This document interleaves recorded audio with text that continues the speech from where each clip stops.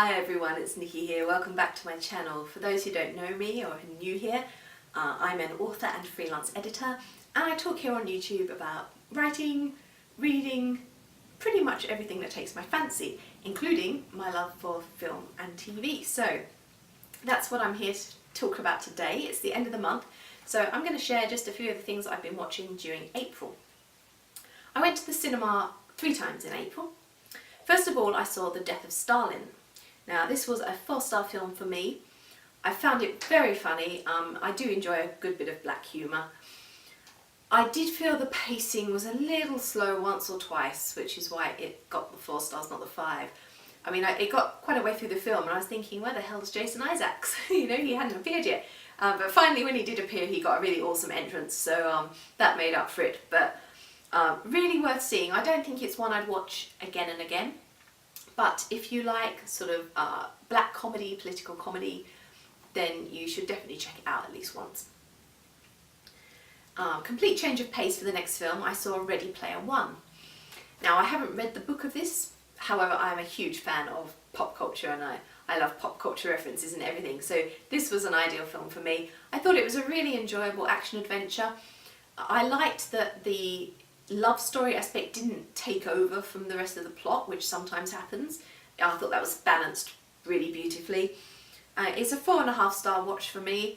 It's one I'd definitely watch again. It was just a great feel-good, sit back and relax with the popcorn kind of film.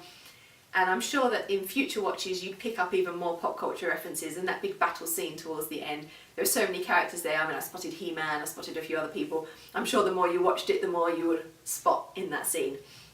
So all in all, a great fun film. And finally, I saw Love, Simon, and this is another 4.5-star watch for me. This is a coming-of-age / coming-out drama. I thought it was a really sweet tale. It was very funny. I loved the characters. I did wonder if it was perhaps a little sugar-coated here and there, but that's a minor complaint, and I think in some ways, I say that, but in some ways it is nice. It was obviously aimed at a slightly younger audience. A lot of LGBT films tend to be made for adult audiences, so it is awesome to see some being made aimed at teenagers. And obviously for that set you want to be really positive, and you don't want to make everything seem doom and gloom. And so I loved that everyone was pretty much accepting. There was a few hiccups along the way, but when he came out, you know, his family, all his friends, everyone stuck by him. And he was able to come out and say who he was, and then live as who he was rather than hiding things. So I thought it was a really great positive message. I will be seeing one more film before the end of the month, and that is Avengers Infinity War. But as usual, I have to film these vlogs a few days in advance to get them edited and put up in time. So I won't be seeing that until after this vlog is going live.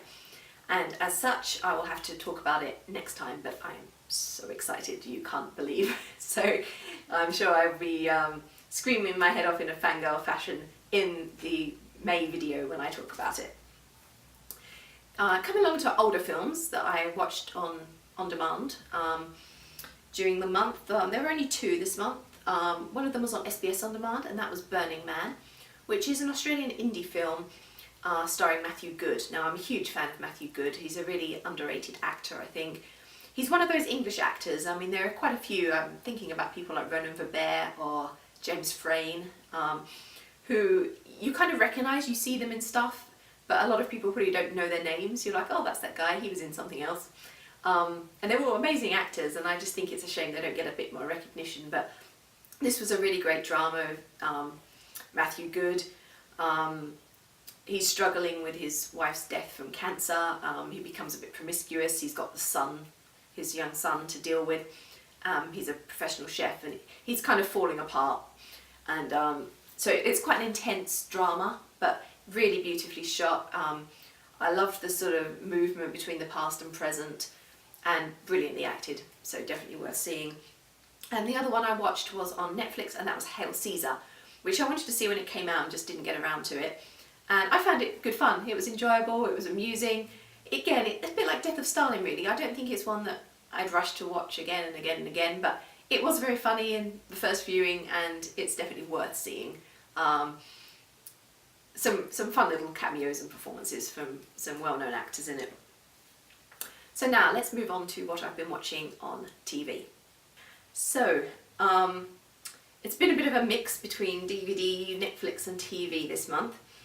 So to begin with, I'll do Netflix. So on Netflix I caught up finally with season 8 of The Vampire Diaries. Now this is a show I loved at the start, kind of lost a bit of interest in around season 5, 6-ish, but decided to finish it. Season 7 I did quite enjoy, so when I saw the final season was up, I thought I'd round it all off and complete it, and I liked how it ended. I think it was a good time to end it. I think it had done enough.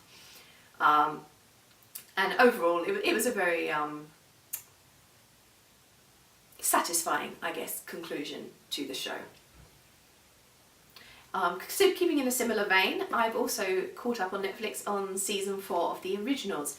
Now I actually love The Originals more than The Vampire Diaries, and I think part of that is the characters being more adult and it's not quite that teen drama thing that you have going on with The Vampire Diaries. Possibly Elijah also helps there. If my friend Alina is watching, she'll be rolling her eyes. I know, but I do rather have a bit of a lust thing going on with Elijah. Really wonderful, I enjoyed it.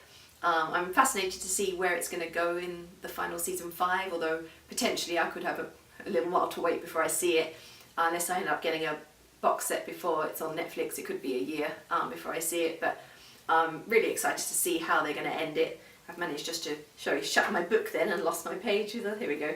But yeah, I mean, really great again. I could just watch Daniel Gillies all day, honestly. What else on Netflix? Oh, Tabula Rasa.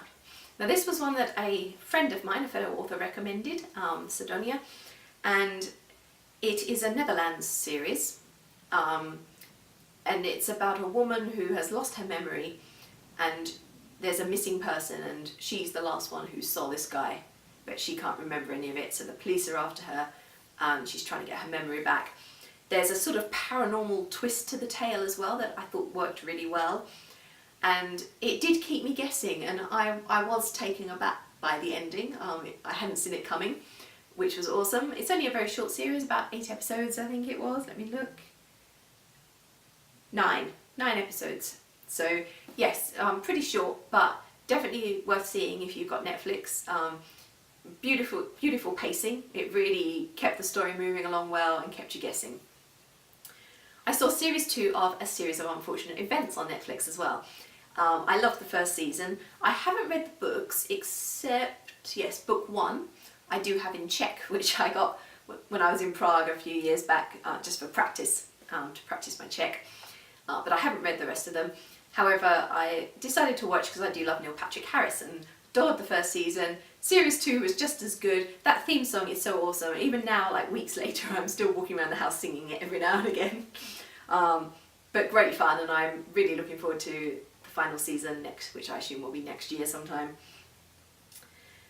Then we go to stuff that I was watching on TV, and on the ABC they've been showing Upstart Crow, which is a British BBC series, which I'd never heard about because it started since I moved to Australia. But I saw the Christmas special when I was over in England towards the end of last year. Really loved it, so I was thrilled to see that ABC was showing it, and I was able to catch up on all the episodes that I hadn't seen from series 1 and 2. It's brilliant fun. It's about Shakespeare, essentially, but a comedy show about Shakespeare.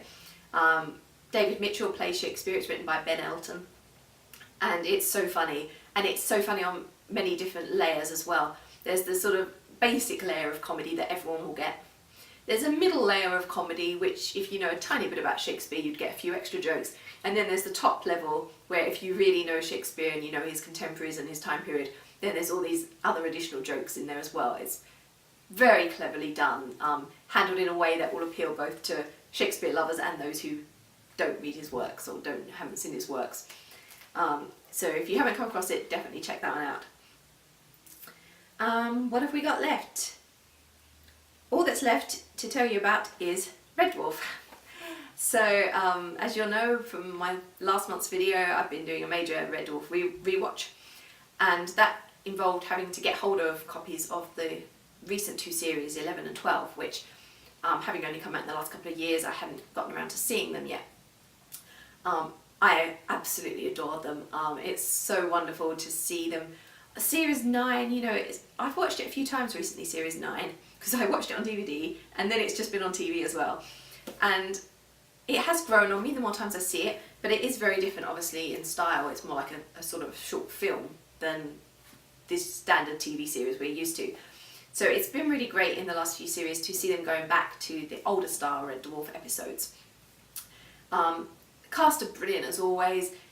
Season 12 in particular, there was some real classic, clearly inspired by more of the early era Red Dwarf style episodes that I absolutely adored. I understand they are signing contracts and things for Series 13 as we speak, so I'm hoping that's going to go into filming soon and might be out later this year or early next year. But I'll never grow tired of Red Dwarf, no matter how many times I watch the older ones. I just love them exactly the same. They still crack me up. It doesn't matter that I know the jokes, they're just still so brilliant. Absolutely amazing comedic writing and brilliant comedic performances by the cast as well. And of course I'm rather in lust with Rimmer as well, Chris Barry. So that's an added bonus. But it's really awesome anyway. If there's anyone watching these videos who hasn't seen Red Dwarf, what are you doing, people? Just go out and watch it at once. So that brings me to an end of my TV and film review for the month. I'll be back again in May when I'll be telling you, of course, about Avengers Infinity War and anything else I've been watching in the meantime. I look forward to seeing you then. Bye for now, everyone.